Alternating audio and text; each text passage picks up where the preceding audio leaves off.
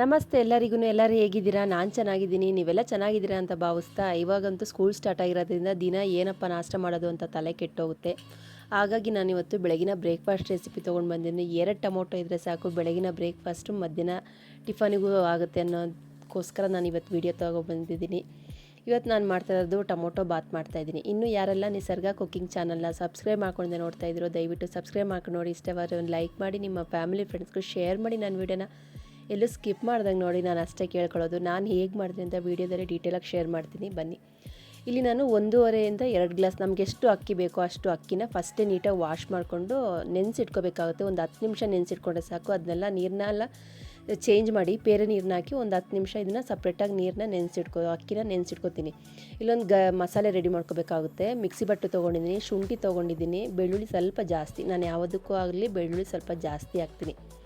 ಶುಂಠಿ ಬೆಳ್ಳುಳ್ಳಿ ಹಾಕ್ಕೊಂಡು ಸ್ವಲ್ಪ ಶುಂಠಿ ಹಾಕಬೇಕು, ಬೆಳ್ಳುಳ್ಳಿ ಸ್ವಲ್ಪ ಜಾಸ್ತಿ ಹಾಕಬೇಕು. ಹಸಿಮೆಣ್ಸಿಕಾಯಿ ಒಂದು 2 ರಿಂದ 3 ಹಾಕಬೇಕಾಗುತ್ತೆ. ಪುದೀನ ಹಾಕ್ತಾಯಿದ್ದೀನಿ, ಎಲ್ಲ ಸ್ವಲ್ಪ ಸಾಕು, ಜಾಸ್ತಿ ಹಾಕೋದು ಬೇಡ. ಒಂದು ಅರ್ಧ ಈರುಳ್ಳಿ ತೊಗೊಂಡಿದ್ದೀನಿ, ಕೊತ್ತಂಬರಿ ಸೊಪ್ಪು ತೊಗೊಂಡಿದ್ದೀನಿ. ಇದಕ್ಕೆ ಒಂದು ಸ್ಪೂನಷ್ಟು ತೆಂಗಿನಕಾಯಿ ತುರಿ ಹಾಕೋದ್ರಿಂದ ಟೊಮೊಟೊ ಬಾತ್ಗೆ ತುಂಬಾ ಚೆನ್ನಾಗಿ ಟೇಸ್ಟ್ ಕೊಡುತ್ತೆ. ಚಕ್ಕೆ ತೊಗೊಂಡಿದ್ದೀನಿ, 1 ರಿಂದ 1.5 ಇಂಚಷ್ಟು ಲವಂಗ, 3 ರಿಂದ 4 ಲವಂಗ ತೊಗೊಂಡು ನೈಸಿಗೆ ನೀರು ಹಾಕ್ಕೊಂಡು ಪೇಸ್ಟ್ ಮಾಡ್ಕೊಂಡಿದ್ದೀನಿ. ಕುಕ್ಕರ್ ತೊಗೊಂಡಿದ್ದೀನಿ, ಕುಕ್ಕರ್ಗೆ ಸ್ವಲ್ಪ ಎಣ್ಣೆ ಹಾಕ್ತಾಯಿದ್ದೀನಿ. ಎಣ್ಣೆ ಹಾಕ್ತಿದ್ದಂಗೆ ಗರಂ ಮಸಾಲ, ಇಡೀ ಗರಂ ಮಸಾಲ, ಮರಾಠ ಮೊಗ್ಗು, ಚಕ್ಕೆ ಲವಂಗ ನಾವು ರುಬ್ಬಕ್ಕೆ ಹಾಕಿರೋದ್ರಿಂದ ಮರಾಠ ಮೊಗ್ಗು, ಅನಾನಸು ಮತ್ತು ಕಲ್ಲುವ ಹಾಕಿದ್ದೀನಿ. ಇದು ಬಂದು ಪಲಾವ್ ಎಲೆ. ನಮ್ಮನೆ ಇದು ಹಸಿರು ಗಿಡ ಇರೋದ್ರಿಂದ ಹಾಗಾಗಿ ನಾನು ಇದನ್ನೇ ಹಾಕ್ತೀನಿ. ಇದು ಹಾಕೋದ್ರಿಂದ ಒಳ್ಳೆ ಟೇಸ್ಟ್ ಕೊಡುತ್ತೆ. ಇದಕ್ಕೆ ಒಂದು 1/4 ಸ್ಪೂನಷ್ಟು ಸೋಂಪು ಹಾಕಿದ್ದೀನಿ. ಟೊಮೊಟೊ ಬಾತಲ್ಲಿ 2 ರಿಂದ 3 ಥರ ಮಾಡ್ತಾರೆ, ನಾನು ಯಾವಾಗಲೂ 2 ಥರ ಮಾಡ್ತೀನಿ. ಒಂದು ಬಂದು ಒಣಮೆಣ್ಸಿನ್ಕಾಯಿ, ಚಕ್ಕೆ ಲವಂಗ, ಧನಿಯಾ ಎಲ್ಲ ರುಬ್ಬಿ ಕೂಡ ಮಾಡ್ತೀನಿ, ಅದು ಒಂಥರ ಚೆನ್ನಾಗಿರುತ್ತೆ. ಇದು ಒಂಥರ ಚೆನ್ನಾಗಿರುತ್ತೆ. ಜಾಸ್ತಿ ನಾನು ಎರಡೂ ಅದೊಂದು ದಿವಸ ಮಾಡಿದ್ರೆ ಇದೊಂದು ದಿವಸ ಮಾಡ್ತಾಯಿರ್ತೀನಿ. ಒಂದೇ ಥರ ನಾನು ಮಾಡೋಕ್ಕೆ ಹೋಗೋದಿಲ್ಲ ಟಿಫನ್ ಬಾಕ್ಸ್ಗೆ.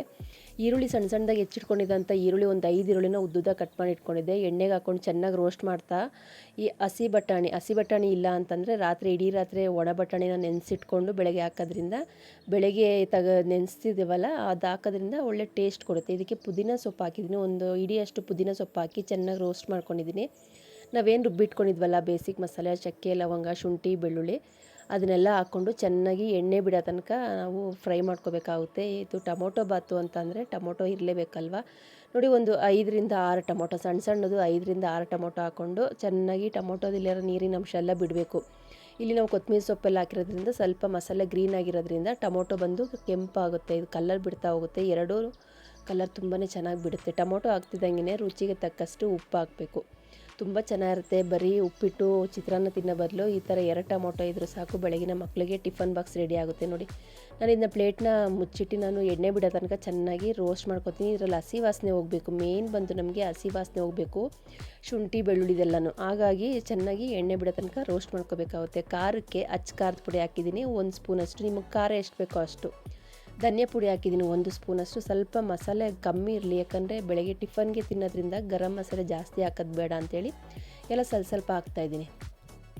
ಧನಿಯಾ ಪುಡಿ ಮತ್ತು ಖಾರದ ಪುಡಿ ಹಾಕ್ಬಿಟ್ಟು ಒಂದು 3/4 ಸ್ಪೂನಷ್ಟು ಬಿರಿಯಾನಿ ಮಸಾಲನಾದರೂ ಆಗುತ್ತೆ, ಚಿಕನ್ ಮಸಾಲನಾದರೂ ಆಗುತ್ತೆ. ಮನೇಲಿ ಯಾವುದಿರುತ್ತೋ ಅದನ್ನು ಹಾಕಬೇಕಾಗುತ್ತೆ. ಅದೇ ಬೇಕು ಇದೇ ಬೇಕು ಅಂತಲ್ಲ, ಮನೇಲಿ ಯಾವುದೇ ಒಂದು ಗರಂ ಮಸಾಲೆ ಇದ್ರೂ ಒಂದು ಅರ್ಧ ಸ್ಪೂನ್ ಹಾಕಿದ್ರೆ ತುಂಬಾ ಚೆನ್ನಾಗಿರುತ್ತೆ. ನೋಡಿ, ಖಾರದ ಪುಡಿ, ಧನಿಯಾ ಪುಡಿ, ಗರಂ ಮಸಾಲೆ ಇದನ್ನೆಲ್ಲ ಹಾಕ್ಕೊಂಡು ಚೆನ್ನಾಗಿ ರೋಸ್ಟ್ ಮಾಡ್ಕೊತಾ ಇದ್ದೀನಿ.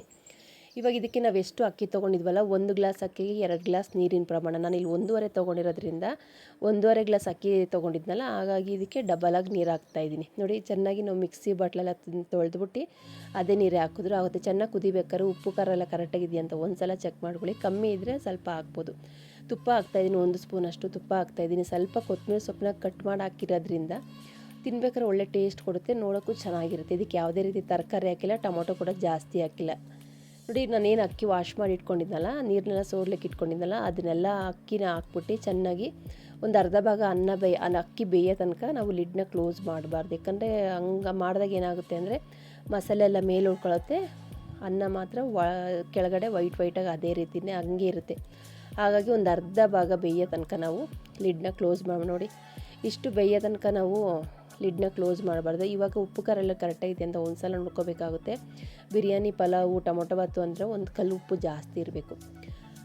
ಆವಾಗನೇ ನಮ್ಗೆ ಅದ್ರ ರುಚಿ ಟೇಸ್ಟ್ ಕೊಡುತ್ತೆ. ನೋಡಿ ಎಷ್ಟು ಚೆನ್ನಾಗಾಗಿತ್ತು ಅಂತಂದರೆ ಒಂದು ವಿಷಲ್ ಹಾಕ್ಸ್ಕೊಂಡಿದ್ದೆ, ತುಂಬಾ ಚೆನ್ನಾಗಾಗಿತ್ತು. ಬೆಳಗಿನ ಬ್ರೇಕ್ಫಾಸ್ಟ್ ಅಂತೂ ತುಂಬಾ ಚೆನ್ನಾಗಿರುತ್ತೆ, ಮಕ್ಳಿಗೂ ಕೂಡ ಇಷ್ಟ ಆಗುತ್ತೆ. ಟಿಫನ್ ಬಾಕ್ಸ್ಗೂ ಇದು ಸೆಟ್ ಆಗುತ್ತೆ. ನೋಡಿದ್ರಲ್ಲ ನಾನು ಯಾವ ರೀತಿ ಮಾಡಿದ್ದೀನಿ ಅಂತ ವಿಡಿಯೋ ಡೀಟೇಲಾಗಿ ಶೇರ್ ಮಾಡಿದ್ದೀನಿ.